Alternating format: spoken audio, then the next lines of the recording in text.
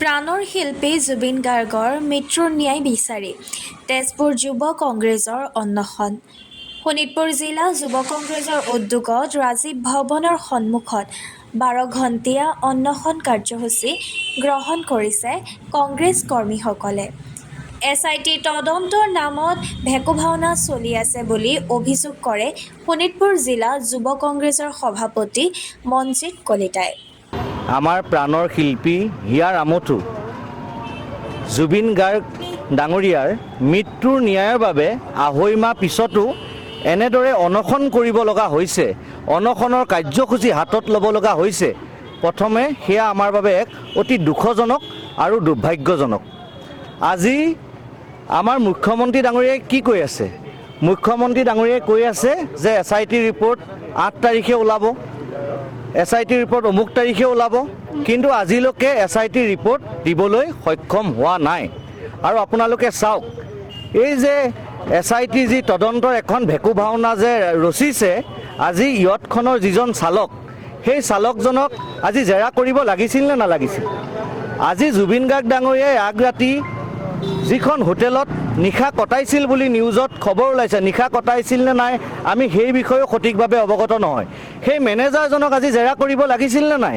আজি এই SIT যি জেৰা হৈ আছে, আজি যি তদন্ত প্ৰক্ৰিয়া চলি আছে, এই তদন্ত কাক কৰি আছে? জুবিন গাৰ্গ ডাঙৰীয়াই এবছৰ আগতে ক'ত ট্ৰিটমেণ্ট কৰিছিল, কোন ডক্টৰে তেখেতৰ স্বাস্থ্যৰ যতন লৈছিল, কোনখন ৰেষ্টুৰেণ্ট বা হোটেলত গৈ তেখেতে ৰুটি ভাজিৰ সোৱাদ লৈছিল, সেই হোটেলৰ স্বত্বাধিকাৰীৰ লগত আজি জেৰা কৰিছে, মাতিছে। গতিকে এয়া চূড়ান্ত ভেকু ভাওনা। আৰু আপোনালোকে চাওক, যিমানেই দেৰি কৰি গৈ আছে আমাৰ মনত তিমানেই সংশয় জাগি আহিছে। গতিকে প্ৰাণৰ শিল্পীগৰাকীক আমি বিচাৰিছোঁ যে যিয়ে হত্যা কৰিলে, তেখেতটো গুচি গ'ল, কিন্তু তেখেতক যিখিনিয়ে হত্যা কৰিলে সেই হত্যাকাৰীসকলক অতি সোনকালে চিনাক্ত কৰি ৰাজহুৱাভাৱে ফাঁচি দিব লাগে। আৰু আপুনি চাওক, পৰহিনে কেতিয়া হলিউডৰ এজন ছিংগাৰ আহিছিল, আপোনালোকে দেখিলে অসমৰ পৰ্যটক বিভাগেই হওক, প্ৰশাসনেই হওক, কেনেদৰে তেখেতক নিৰাপত্তা প্ৰদান কৰিলে। আমাৰ প্ৰাণৰ শিল্পীগৰাকী যেতিয়া ছিংগাপুৰ গৈছিল, তেতিয়া কি আমাৰ যিসমূহ বিভাগ আছিল তেওঁলোকৰ মনত নপৰিল? আজি যে আমাৰ কেন্দ্ৰীয় মন্ত্ৰী পবিত্ৰ মাৰ্ঘেৰিটাই যে খুব ঘনিষ্ঠ বুলি যে জহাই থাকে জুবিন গাৰ্গৰ লগত, তেওঁতো এটা বিভাগৰ দায়িত্বত আছিল, তেওঁ ক'ত শুই আছিল?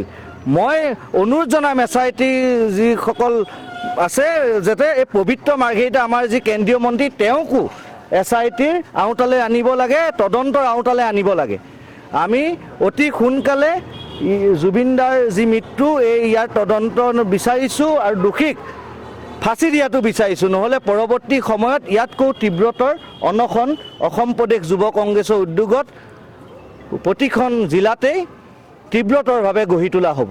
অসমৰ ৰাইজে বিচাৰিছে, এয়া কোনো দল সংগঠন বুলি নহয়, আমাৰ হিয়াৰ আমঠু, আমি যাৰ গান শুনি প্ৰতিটো প্ৰজন্ম ডাঙৰ হৈছে 90 দশকৰ পিছত। গতিকে তেখেতৰ যি মৃত্যুৰ তদন্ত, এয়া অকল এটা দল বা এজন ব্যক্তি বা সংগঠনৰ দাবী নহয়, এয়া সমগ্ৰ ৰাইজৰ দাবী।